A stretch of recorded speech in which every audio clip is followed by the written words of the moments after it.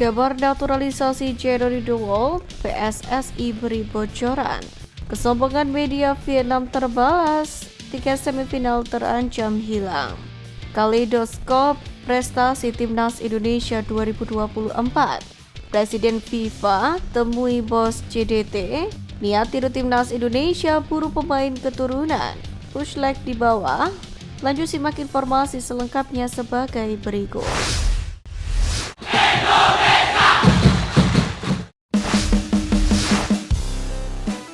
Kaleidoskop prestasi Timnas Indonesia 2024.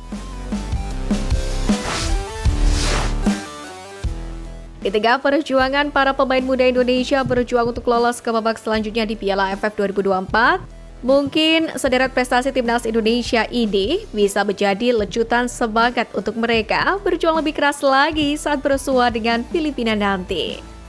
Ya, Timnas Indonesia berhasil menorehkan prestasi dan pencapaian mengagumkan sepanjang tahun 2024 ini.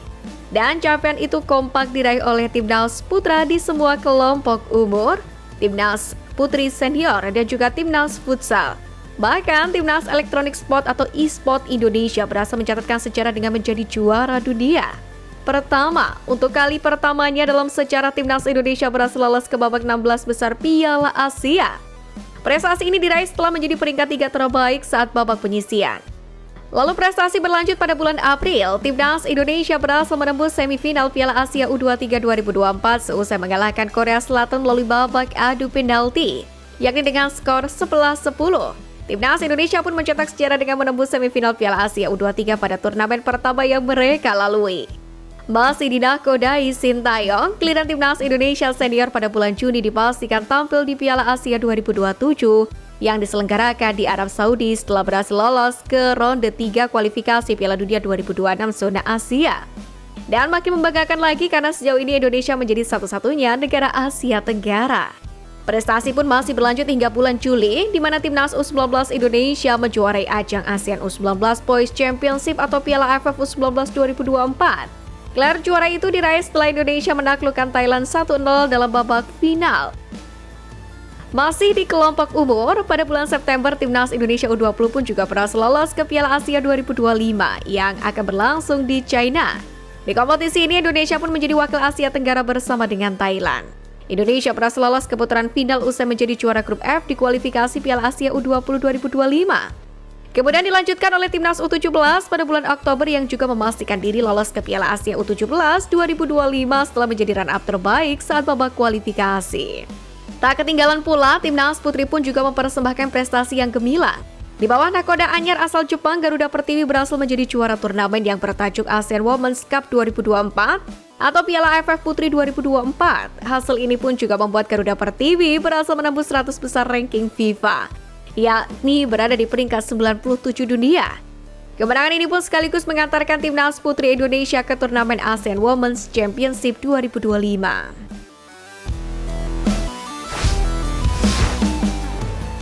Presiden FIFA temui bos CDT, niat tiru Timnas Indonesia buru pemain keturunan. Pemilik Johor Darul Takzim Tengku Ismail Sultan Ibrahim tampak serius untuk membawa sepak bola Malaysia ke level yang lebih tinggi. Hal itu terlihat saat ia mengadakan pertemuan dengan Presiden FIFA Gianni Infantino di Doha, Qatar pada Selasa 17 Desember. Tampak pula dalam pertemuan tersebut Kepala Eksekutif Aspir Akademi sekaligus mantan Kapten Timnas Australia, Tim Cahill. Dijelaskan bahwa pada pertemuan itu ia memberikan pengarahan tentang proyek Timnas Malaysia yang ia prakarsai. Infantino mendapatkan pengarahan mengenai proyek tim nasional di Malaysia yang digagas oleh pemangku Sultan Johor dan juga mendapatkan dukungan dari pemerintah Malaysia. Dalam pertemuan itu, FIFA pun juga setuju untuk memberikan dukungan kepada Malaysia dalam 3 aspek termasuk penelitian, infrastruktur, dan pengembangan. Selain itu, Tengku Ismail pun juga mengungkapkan pertemuan dengan FIFA terkait upaya pengelolaan data pemain keturunan Malaysia yang bermain di luar negeri juga telah dilakukan. Pertemuan ini pun bisa dikatakan cukup penting bagi sepak bola Malaysia, terutama menyangkut skuad Harimau Malaya yang kini akan punya wajah baru. Ikhtiar yang dilakukan oleh Malaysia sebenarnya pun sudah dilakukan lebih dulu oleh Timnas Indonesia. Pasalnya, semenjak PSSI di bawah kendali oleh Erick Thohir, ia secara proaktif menggandeng langsung FIFA untuk memajukan sepak bola tanah air. Dari mulai pemain keturunan sampai infrastrukturnya, dan terbukti saat ini Indonesia mampu bersaing dengan negara-negara di kawasan Asia untuk berebut tiket lolos ke Piala Dunia 2026.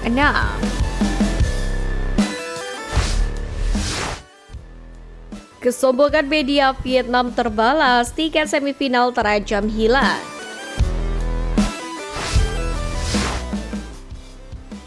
Timnas Vietnam saat ini ada di posisi puncak grup B Piala AFF 2024, namun skuad asuhan Kim Sang-sik belum bisa sepenuhnya tenang karena masih punya kemungkinan untuk tidak lolos.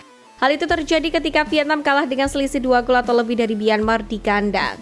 Sementara di lain sisi, Timnas Indonesia mengalahkan Filipina di Stadion Manahan Solo. Bila hal itu sampai terjadi, Vietnam pun bakal memiliki poin yang sama dengan Myanmar dan Indonesia, yaitu 7 poin. Namun Vietnam bakal kalah selisih gol dari kedua tim tersebut dalam perhitungan head-to-head di antara ketiga tim. Sebelumnya Indonesia menang 1-0 lawan Myanmar lalu kalah 0-1 dari Vietnam. Jika Vietnam kalah 0-2 atau lebih buruk dari Myanmar, selisih gol mereka menjadi -1 atau lebih buruk. Sedangkan selisih gol Indonesia adalah 0. Myanmar sendiri bakal punya selisih gol paling baik, yaitu +1 atau lebih besar dan berhak atas posisi juara grup.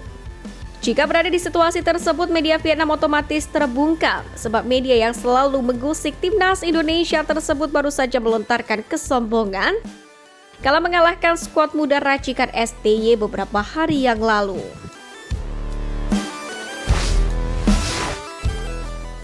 Kabar naturalisasi Jerry De Wolf, PSSI beri bocoran.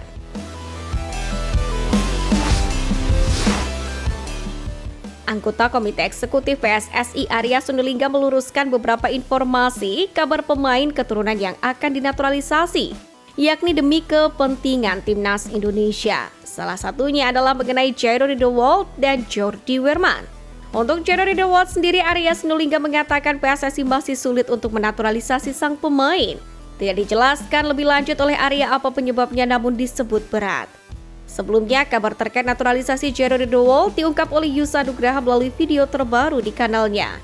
Berdasarkan informasi dari sumber terpercaya di Belanda, proses untuk menjadikan De Wolf sebagai warga negara Indonesia disebut sedang berjalan, meskipun detail percakapannya tidak dijelaskan secara rinci. Yusa Nugraha sendiri optimis bahwa langkah besar ini akan segera terrealisasi. Kendati demikian, hingga saat ini PSSI masih bungkam. Seperti rumor pemain keturunan sebelumnya, PSSI memang kerap memberikan kejutan dengan tiba-tiba adanya pemain yang menjalani sumpah WNI.